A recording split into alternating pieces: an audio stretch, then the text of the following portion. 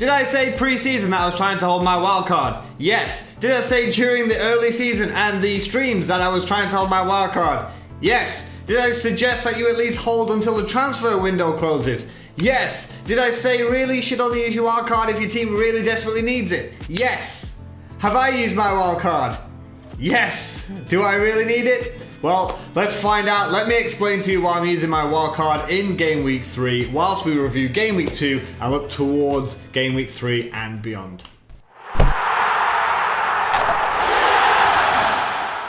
So before I explain why I've decided to use my wildcard, let's have a quick review at Game Week 2, and it honestly wasn't that bad. I'm averaging out at about average. I know I'm something like 3.4 million in the world, but I keep saying that for the first sort of 5-10 weeks, it really doesn't matter. Even beyond, you should be focused on game week scores. My aim for every game week is to hit at least 60.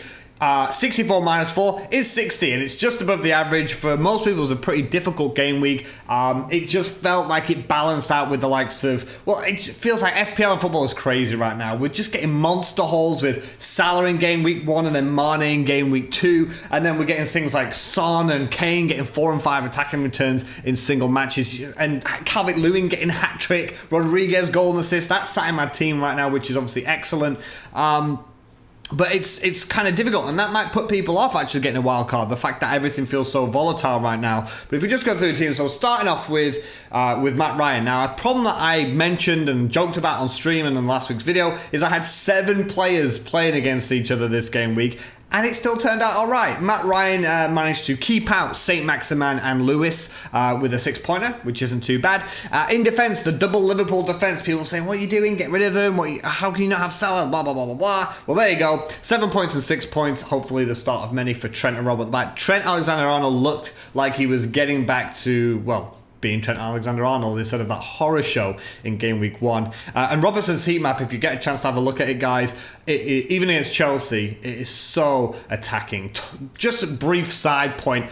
What I did tweet about this, what was Christensen doing? Even though Mane was thrown goal, even if he scored, there was still a whole half of football to play. And of course, kept a ridiculous mistake. Anyway, we digress. Let's stay on track. Aubameyang with an assist. People are feeling disappointed. I'm really trying to sort of nail my captaincy picks and just have them get something. And I'm happy if my captain gets something. I think I'm more annoyed when my captain doesn't get anything than my entire rest of my team. You know, even if, for example, I've got an 8 million captain and a 12 million player, I still want my captain to get something because that's where you're sort of putting your extra chips on the table, right? And Aubameyang, he got an assist, 10 points. It still worked out all right. Kai Havertz, well, I had 2 preseason punts. I was trying to back Kai Havertz to hit the ground running. He had a terrible debut in game week 1, and he got hauled off at halftime in game week 2.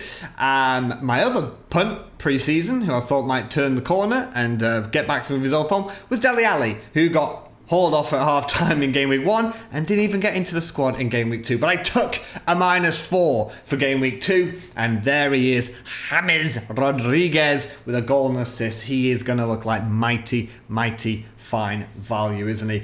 Dominic Calvert-Lewin, a hat-trick. Oh, if there's ever a time when I've just backed someone and thought, when I mentioned preseason in my other videos about giving people a fresh start. So for example, I remember specifically saying Heung-min Son, a fresh start after that red card captaincy. I took him out for Dele Alli, and well, there you go. Heung-min Son absolutely destroyed Southampton. But Dominic Calvert-Lewin was someone I said, okay, let's look at his season stats post-lockdown.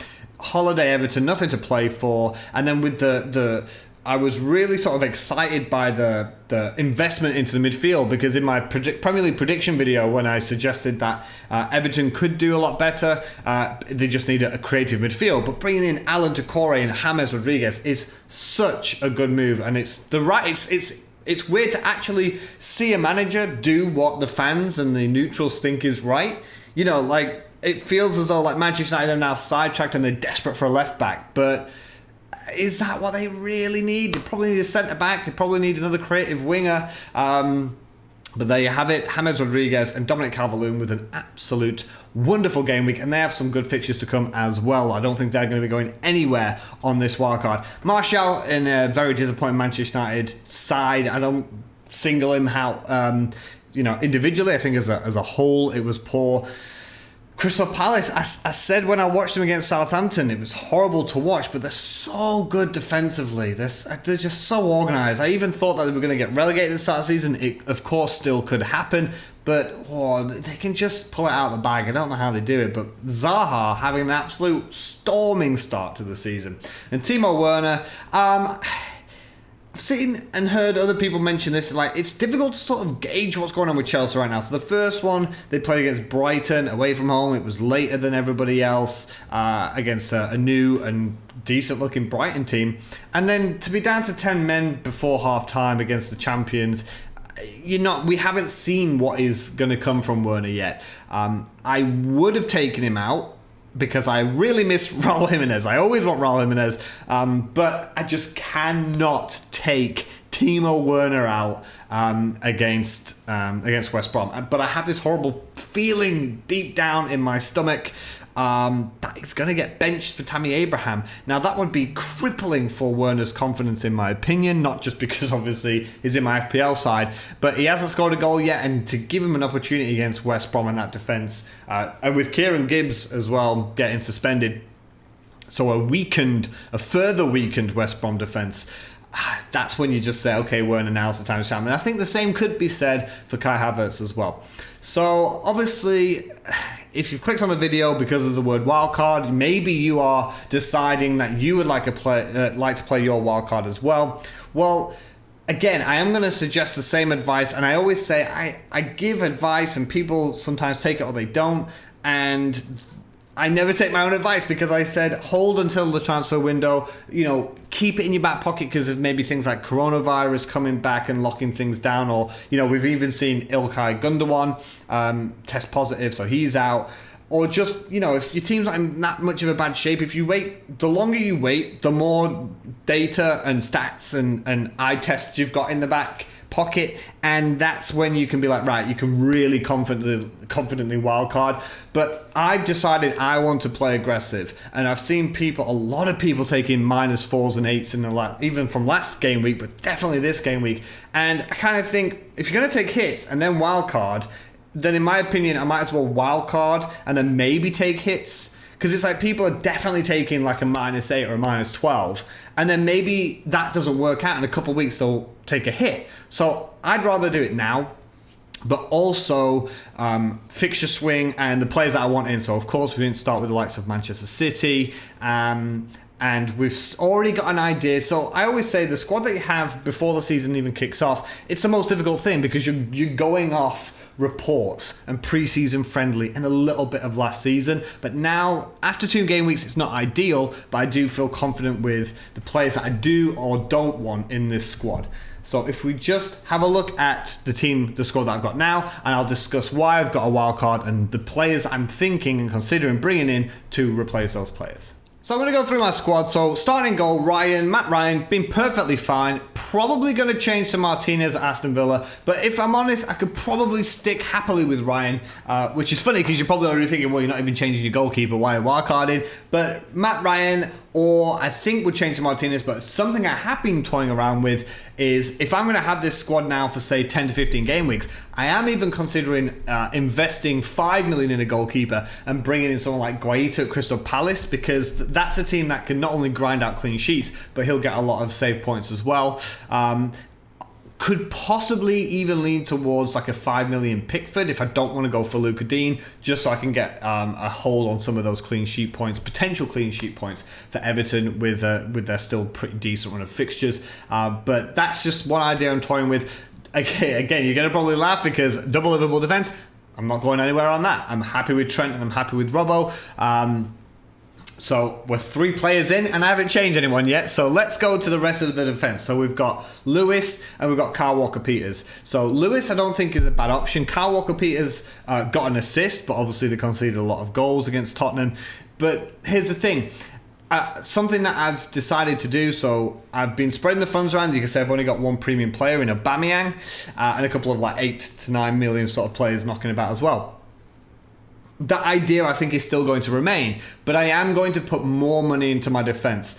And an idea that I know a lot of successful FPL managers have, and the tactics that they use, is to just not rely on players from teams mid-table and down. So Lewis, it's great. Newcastle could grind a clean sheet. Kyle Walker-Peters, great. It looks like he's quite attacking. But realistically, I'm not going to get a lot of clean sheets, and that should be my aim for a defender. So just by reinvesting, say, 0.5 million more, and Ferguson as well, I'm likely to still stay 3 at the back, but I am tempted with a 4-3-3. Because if I go into the next few game weeks, so my idea is going to be Trent and Robbo, and then Saiss from Wolves, incredible run of fixtures, Wolves defensively solid. Reece James at Chelsea. The only question, he was in my draft just before the season started, but we took him out because not nailed on. And the first 2 game weeks were not easy, but now Chelsea, decent run of fixtures. And Luca Dean. So having quite an expensive defence, but playing 4 out of the 5. A lot of people, and something I've said before, why I'm spreading the funds around, people who in game week 1 got, say, 60, but 40 points came from a captain Salah. And then this game week they've struggled because Mo Salah didn't get anything, and then they only have one other premium, Aubameyang, who got them 10 points, and then the rest got them maybe 2 points each. So I'm still sticking with the idea of spreading the money around, but I think some of that should go in my defence, because if I'm going to play 4 at the back, I don't want it to be Trent and Robbo and 2 4.5 million defenders. I want it to be defenders that I can, get behind. So, for example, Luca Dean's on free kicks, good Everton side. He looks very threatening when I watch him play. Reece James getting down that right-hand side, already scored an absolute cracking goal this season. Looks like he's nailed in a very strong Chelsea side, or potentially strong Chelsea side. And then Saiss in a top 5 team in Wolves who keep a good amount of clean sheets. And Saiss himself is pretty intent on trying to get some attacking returns too. So putting more money in my defence is another reason. Going into my midfield, probably the most popular move we're going to see this week is Aubameyang to KDB or Sterling, likely KDB, and Saint-Maximin to Podence at Wolves. And I am thinking of doing the same because of the fixture swing, and because I'm not going to bring in Raul Jimenez just yet on my wildcard, and I don't want to miss a single game without a Wolves attacking player. But for 5.5 million, even if he doesn't play, that means on my bench I could have Luca Dean or James or Saiss. So if he doesn't play, I'm still bringing in a really high quality defender. And I keep saying that defenders, for the price that they're at and the points that they could return, is just a lot better than having a midfielder for that price. So basically any 6 million defender should outscore a 7 million and lower midfielder and forward. Not always, there are always exceptions to the rules, but that's the basis that I'm going on. Kai Havertz, obviously he's out as well, because, well, it's 8.5 million. He's now, I think he's gone down now to 8.4 million. He's not ready yet. He was my punt. I thought he was ready. Chelsea reports were coming out saying, oh my God, he's amazing. I think he's going to hit the ground running. Let's throw him in from game week 1.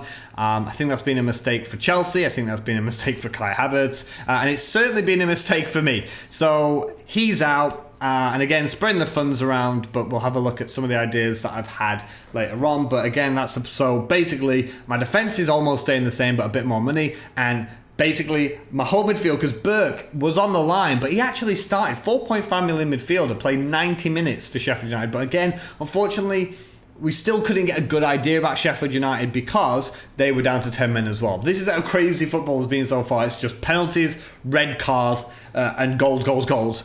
We just actually broke the record of how many goals went in when there's pretty much everybody playing in a single weekend. So there you go. That's why it's a bit crazy. And you might think I'm crazy now because I'm going to reinvest more money into my defenders. But they're obviously going to be like attacking wing backs where I'm trying to get assists as well. James Rodriguez going nowhere. Dominic Calvert-Lewin probably going nowhere. Again, it might sound crazy. He has just scored a hat-trick. They do have decent fixtures, but it's the idea that I could potentially, if we go to my front line, Martial's going to be out, but my front line could be something like Jimenez, Werner, and Gabriel Jesus, someone who I'm interested in as well. So obviously I've only got 3 slots, and Dominic Calvert-Lewin might have to make way, but it is unlikely. So if we have a look at my team, then I would be changing 2 defenders in Lewis and Kyle Walker-Peters. Aubameyang would be out. Saint-Maximin would be out. Kai Havertz would be out. Martial would be out. and Ferguson would be out as well. So that's 7 and a possible goalkeeper change. So when I've done drafts and when I've been trying to plan out some attacking moves and attacking the fixtures and some of the players that I want in the squad and still spreading the money around, it kind of feels like that move I mentioned earlier that seems very popular, which is Aubameyang and Saint-Maximin out and Kevin De Bruyne and Podence in for a -4. It still felt like if I were to make that move with this team now, I'd be papering over the cracks. I'm not that interested in Martial. I definitely don't want Kai Havertz. I don't want Lewis and Kyle Walker-Peters playing. It just felt like it was either play my wild card and get the squad that I want right now, or take -4 or -8 this week and still probably take another -4 in a week or two to get the squad that I wanted. So that's basically the reason why I've wildcarded this early. I said I didn't want to. Again, you might be looking at this team thinking, well, this is a decent team. You take Kai and Aubameyang out and you just play Kyle Walker-Peters for a week. Something like that, maybe, yes, but this is a plan that I wanted to do. If I show you the team right now, it's going to be pointless because it looks absolutely...